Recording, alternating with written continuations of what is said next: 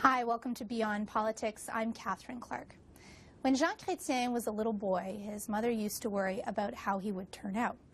After a long career in politics, 3 back-to-back majority governments and over 10 years served as Prime Minister of this country, it seems that Jean Chrétien has turned out okay. The Right Honourable Jean Chrétien, the 20th Prime Minister of Canada, joins me now in Ottawa for a chat about life beyond politics.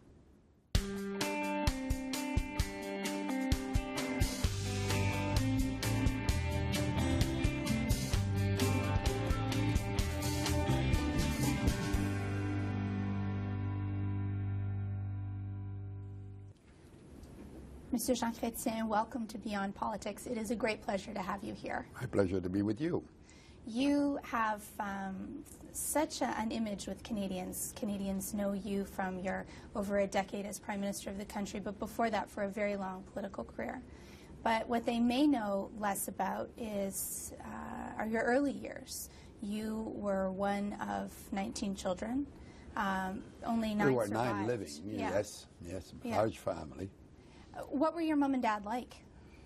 Well, they are very hard-working people. My dad, too, we were 9 living kids, and both of them decided that the education was to be a goal, and all the family, we had, for the day, very good education.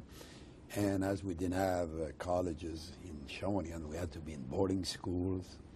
My sisters became nurses, had to go outside of the town to be trained, and so on. So it was very demanding financially, so my dad had to have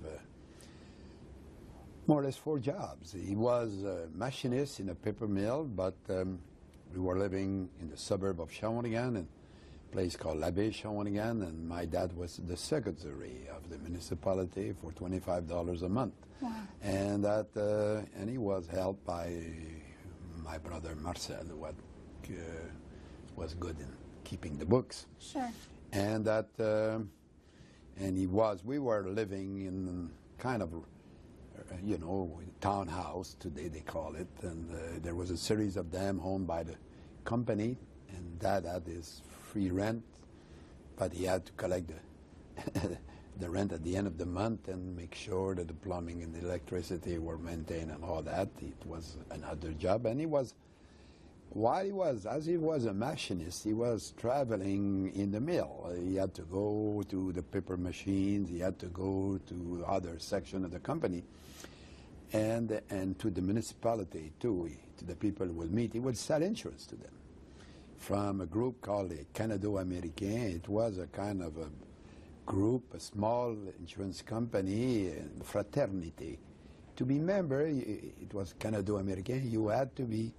It was in New England. It was from Manchester, New Hampshire. Right. You had to be a Francophone, and you had to be Catholic. And it was kind of a club. In every municipality, they would call it La Cour. In fact, in Shawinigan, the last one, this does not exist anymore. It was La Cour Chrétien. Oh, really? Yes. And he was on the board of that company. Right. He had to go to Manchester, New Hampshire twice a year. It was his holidays. He was paid for his holidays because he needed the money. Yeah. And Mom was the one managing all that home. The good old days, Dad would come and put the money into there, and it was, my mother was managing that for everybody. Like a pot on the shelf, basically? Oh, yes. One of my sisters still have it. It was... Oh, no kidding. Yes. And it was, the bank of the family. It was managed by my wife, my mother, and yeah. And they were very dedicated to education. You said that your mom actually didn't have not very strong relations with neighbors because she was so dedicated to the education of the kids and to ensuring that they would become something. But she had a very unusual life. She married at 16 because my family, on my mother's side, my grandfather, Boisvert, moved to St. Paul, Alberta in 1907. And the other day I went to Les Îles aux Allumettes near Pembroke. A place is called Chapleau or Chapeau, I guess. And it's where they had their honeymoon, but the very unusual honeymoon because they married in the morning and they all took the train they were going to the west, and obviously my mom and dad quit the train in Pembroke. Not, I think it's Pembroke there. And that, and they went to have their honeymoon to les Îles des Alumettes. And I went not long ago. Somebody had told me some years ago the hotel was still there, but burned down a few years ago. The site is still there. So they had their honeymoon there, and the family moved to Alberta. So she was alone at 16. With a new husband and... A new husband and no family, but a few relatives in Trois-Rivières, the cousins or distant cousins. So, but as they were very committed to education, and my dad was necessarily, because he was secretary of the municipality and all his activities, and one thing that you will be surprised to know, he was a liberal organizer too. And so he was very prominent in the community. Right. And he will tell me he never became the mayor because the mayor was not paid and the secretary was paid and he needed the money. So he was very active and working all the time. And Mom too. She was up at 5 o'clock in the morning. I can't imagine. I mean... With all, and we were... It was not a big apartment. I went to visit it not long ago. It's owned now by the daughter of one of my friends, and I was surprised how small it was. How many bedrooms did it have? There had 3 bedrooms, one for the girls. There was, living, 3 girls. So they were 3 sleeping in the 1 bedroom, and the other bedroom was for the boys. But because of the spread in age, by the time my older brother, when Michel was the last to be born, I think he was perhaps a doctor already. He was not home, and she had babies for unbelievably length of time. I think Michel was born, she was 44 or something like that. So from 16 to 44, it's 43, I know. It's a big gap. Big gap. So there was some that left home by the time that we were there, going to school. And we were going in boarding school.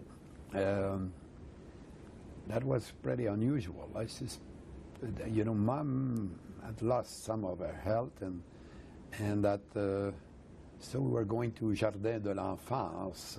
That was a very good school run by nuns, and it's where we had grade 1, grade 2 until grade 6 and 7. I was not in boarding school. I was home. And I went into the college at my grade 8. We called it l'élément latin, what we used to call the séminaire. And it was for the younger ones. The oldest one, the older one went into the stayed home.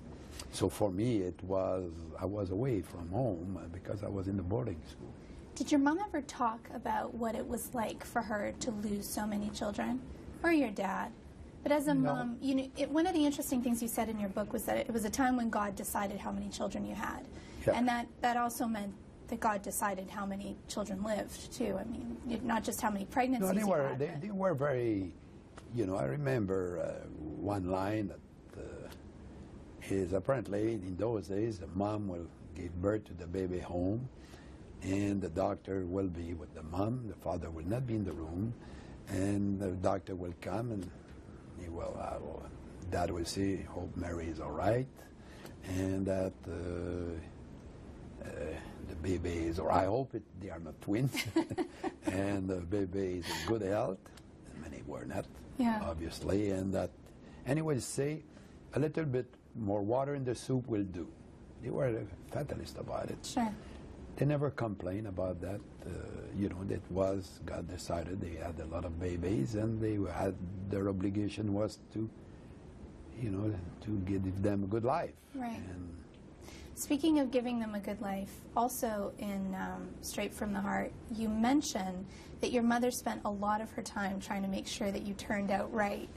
What does that mean? Were you a tough kid? Very much so.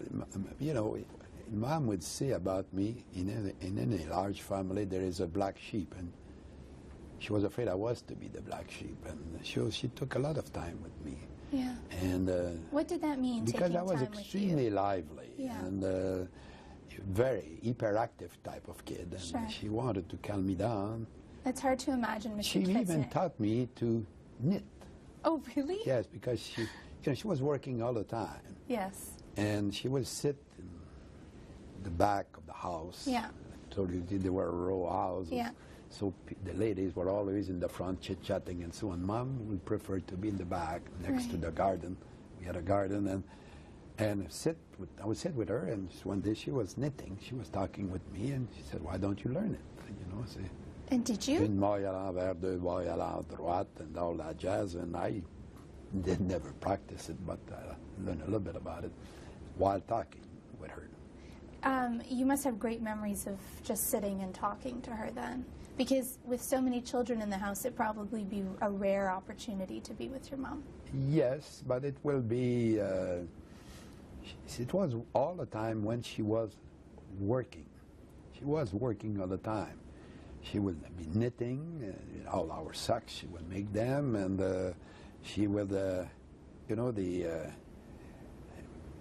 working on vegetables, for example, you know, that had been coming from the garden, and we will work with her on that to clean them up and so on. And while walking, she will work in the kitchen, asking us to help. I remember, you know, a grounder, I don't know the word in English for the meat, you grind Oh, it. yes, yep, meat grinder. So I remember it's where first time in my life I had a steak tartare, you know, because it was a pure raw beef. Yeah. So, you know, and for me, she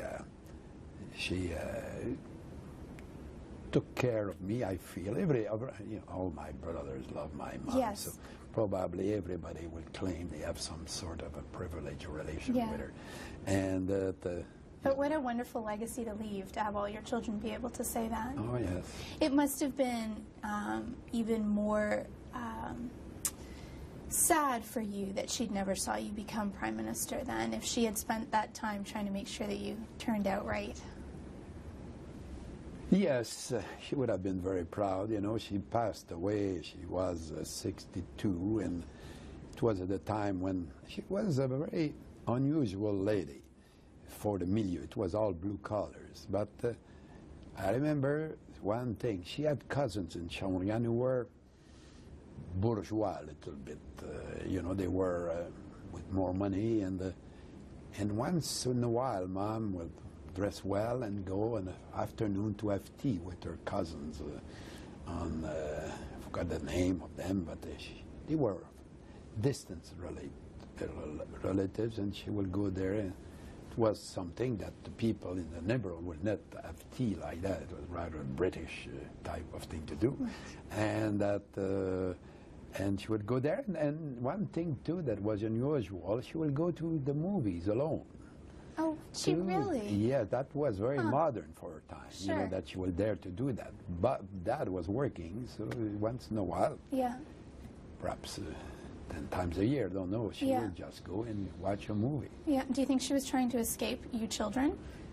No, Is it was possible probably she was just trying to run away curiosity, for 2 intellectual hours? curiosity too. You know, Yes. she believed in education, both of them. That was very unusual. Right. People will say, uncle would say, why you don't get your kids working in the mill? You know, there was jobs at 16, so they will contribute to the family. And Dad, no, education is important, and Mom too. Education was important, you know, to do our homework was very important, and they make very, very big financial sacrifice to send that to boarding school. And for me, you know, I was kicked out, 3 of them. Were you So, really? oh yes, because 3. I was very lively, I told you, You must have been very lively. until I met Aline, my Yes. wife, and Mom, you know, decided that she was the lady for me. Oh, she did? Oh yes, Had she you did decided all that sort of yet? things to make sure that we had, you know, that I was under her influence. And after I met Aline, I calmed down a lot. And How old were you? I met her, she was 16 and I was 18. Wow. And I was still in a boarding school. And what was extremely unusual, Mom will take a full day. You know, when we were in boarding school in those days, it's unbelievable. There were a fence, you know, around the yard, and we cannot get out of it. We can play baseball and so on. To get out, could not get out to have a Coke in a restaurant. It was completely unacceptable. And Mom will take the bus with Aline in Shawinigan. La Baie Shawinigan to go to the downtown, change bus, go to Trois-Rivières, and she will get me out on the Sunday afternoon. The permission to get out with Mom to give me the chance to spend the afternoon with Aline. Wow. And after that, at 5 or 6 o'clock, she will take the bus back with Aline and come back to Shawinigan. Imagine how highly she must have thought of Madame Chrétien to do that. To She thought that she had a very good influence on me. Yeah. And indeed she had. And she has remained, I mean, I'm skipping forward a little bit here, but your wife has remained a very influential figure I said in she your was my rock of Gibraltar, and it's true. Yeah. How old were you when you married? You know, I was in boarding school for 3 years when she was my girlfriend, but we would not see each other very much. You know, she would come on Sunday afternoon and we'd go in a park and talk and give a little kiss and go back to the college. It was the way it was working in those days. And I had the permission to go home one day a month. So she was working, we'll meet during lunch hours, and after that, you know, she will walk from home to the bus for me to go back to the college. And that was not much, but in the summer, when I was working in the paper mill to earn my studies. Yeah. And after that, I went to university, and at Laval University, so we'll come on weekend, and we married after second year of university. Right. We had 4 years, so we were married during 2 years of our time at Laval University. At what stage, Monsieur Chrétien, because you had decided on a career in law, and yet your dad was a powerful influence in terms of his I did not decide. My you dad didn't decided. decide. Oh. Oh, yes. Did they decide on all of the kids' careers, or did your dad in just my say? case, you know, one thing you will understand, Dad loved politics. His father had been the mayor of Saint-Étienne-des-Grès for 30 years. And he had been the liberal organizer for the riding of Trois-Rivières, Saint Maurice for years. So he loves politics. That was part of the tradition, and I have all sorts of stories that Dad would talk about, tell us. And so I wanted to be an architect. Did you really? Oh, yes, because my family were very strong in science. 2 of my brothers are doctors. One is a pharmacist. And my 2 brothers studied to be in business. And my sisters were nurses. So we were scientifically oriented. Right. But Dad, who I was 13, will have me to distribute the pamphlets, to place the chairs into the meeting hall, to put the posters on the walls of the campaign. And he will go to the pool room next door, you know, to have a Coke because he didn't drink alcohol, and talk politics. And right at 16, I was debating politics in the pool room with Dad. And when I was working in the paper mill, the same thing. So I was very much politically oriented by my father, who trained me a bit like you will train your daughter to be a skater. You know, the parents would get up at 5 o'clock to take the boy to the hockey training, or the girls to the skating. Dad did that for me. So when the time I told him I wanted to be an architect, he said, "You will never be elected as an architect. You're going to the law school." And in those days, when Dad decided something, that was it. Dad was it. So he wanted to have a politician. I guess he got one. He sure did get one. Wow. Was it what you wanted to do, though? Well, of course, yes, but it was not the profession I wanted to practice. Right. I wanted to be an architect. Sure. But it turned out to be good because law was very useful in my political career. And probably, too, being a guy who was more comfortable in science. Yeah. And be trained as a lawyer made me a very practical type of person. Mm-hmm.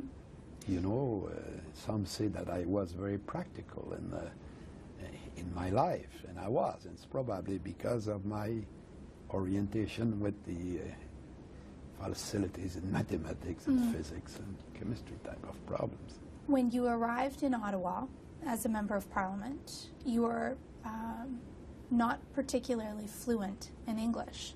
Not at all. Yeah. Because I studied at Laval University. Right. I was from Shawinigan. I've been educated only in French. Laval was a French university, so I learned a bit of English, but never had the chance to practice. Yeah. So. Was it tough? I remember we had a few Anglophones in Shawinigan, and they had a meeting of the Anglophone in 1963. I remember the speech that I made. So, ladies and gentlemen, thank you very much for coming here today. If you vote for me and I'm elected, I would be bilingual in 4 years. And one day Trudeau making a joke about it, he said, you never kept your promise. And, you know, but I started that. It was a meeting for the Anglophone, who, of course, voted for me, because at that time my main opposition was, they were the Socrat. The Conservative Party had now no strength, they had candidate but no votes, and the NDP did not exist virtually. So it's the way I started. So when I arrived in Ottawa, my English was very limited. Yeah. Did you? Well, there's a great story about a translator that you worked with, not a translator, but a language instructor who you worked with, who, when you said to this language instructor, I'd like to work on my accent, she said, no. Why did she say no? You know, she said no because she said, anybody in Canada who's driving its car or her car, open the radio. When you speak, they all know it's you. And Coca-Cola will pay a lot of money to have that level of recognition. And it turned out that it became my personality. So I always spoke with a French accent. And I used to make a joke that only Maurice Chevalier was an extremely well-known French actor, very, very popular in the 50s and 40s in American film, playing the French man. And he was a singer. I would say only Maurice Chevalier and I ever practiced to keep the French accent in English. And it was... so I never tried very hard. Perhaps I would have failed, but it was my persona. Yeah. And I never studied English, basically. I learned it working in English. I had the fundamental of it at school, but not much of it. Yeah, it's a real learning experience to have to learn on the job, especially when what you're doing is you're a member of Parliament, and then you're sitting in cabinet. So your stage is national. I mean, you're everywhere across the country and forced into situations where you have to talk to people in both languages. Yeah, but I would speak knowing I was making mistakes. Yeah. I think that's the key. And I would say the difference between a Francophone and Anglophone, we speak English even if we're no good. And you guys, you wait until you're good to speak French, so you never speak French. So that's so I learned it, and the people, that became some very lines that big mistakes I made in English that are very funny, that it's the way I learned it. Sure. And when I became member of Parliament, I decided the best way was to be friendly with a bunch of Anglophones. You know, in those days, Parliament was sitting on Monday night, Tuesday night, and Thursday night. So we had to stay on the hill. So we'll go to the cafeteria, and I would sit with Anglophone. Sometimes they were having fun. I didn't know what they were talking about. Never knew if they were making fun out of me. But I learned the language. Sure. And a few of them, Don MacDonald, I think Herb Gray, and a few others will insist to talk with me in French. You know, I remember with Don MacDonald, we will have lunch, and he will speak in French and we'll speak in English, and we will correct each other while talking, politics. And I would make jokes to Don that, neither of us were good teachers. And that was the way I learned it. Mr. Chrétien, I'd like to skip ahead a little bit, if you don't mind. I mentioned, obviously, and most Canadians are well aware of the time that you spent in cabinet, and you ran unsuccessfully for the leadership of the party. You served in opposition, and then you took a break. You went into private life before coming back and running for the leadership in 1990. Did you enjoy being in private life at that time? Oh, yes. Basically, I was 30 years in cabinet, Yeah. more or less. Was it boring, though? No, I enjoy it very much because I had a lot of jobs. Right. I started as minister with, state, that we call it, for finance, and after that I became Minister of Revenue. All that within a year and a half. Was 6 years Minister of Indian and Northern Affairs. After that I was 2 years President of the Treasury Board. Year and a half Minister of Industry, Trade and Commerce, a bit more, 2 years Minister of Finance. We lost to your dad. We came back 9 months after that. I did the referendum, the Constitution as Minister of Justice and Minister of State for Social Development. After that, there was problem in the field of energy, so they asked me to go and take energy, and I had to deal with Albertans and calm them down a bit. And after that, You needed a break? And after that, I ran against Mr. Turner, and he won. What was my problem is they said Trudeau was francophone. It was a time for an anglophone. My arguments, no, it's a time for the best, but they took the anglophone. And so John was elected. We had problems. It's difficult to, after that. And so I thought that my career was over, and I resigned my seat because I had a family. Sure. And I had no money. And I had 3 kids. That's one of the things people don't understand much about politics, isn't it? That it's not really a career where you make a lot of money. When I became Prime Minister, I decided to correct that. The members of Parliament were making less than the captain in the police in Ottawa, and having to have residence in Ottawa, and having to sometimes to have something in the writings and so on, and the obligation, the social obligation. You get out. It's tough at the end of the month. It was my problem all my life, and suddenly I've built a good reputation, I think. So when I quit politics, it was easy to make a good living. Right. And that I felt guilty. I remember, the people don't understand that. I remember one member of Parliament, a young man, had kids, and when I became Prime Minister, the interest rates were 11.5. And we managed, balancing the books and so on, the interest rates went down to 4%. And he renegotiated his mortgage from 11.5 to 4%. And he said, it's the best tax cuts I ever had, because the mortgage, you had to pay it, after tax. He said, I remember, he said, now I will be able to buy a bicycle to my kids. Not only people think they were big shots, but they were making less in those days, than, as I said, somebody in the police. And so it was. So when I quit,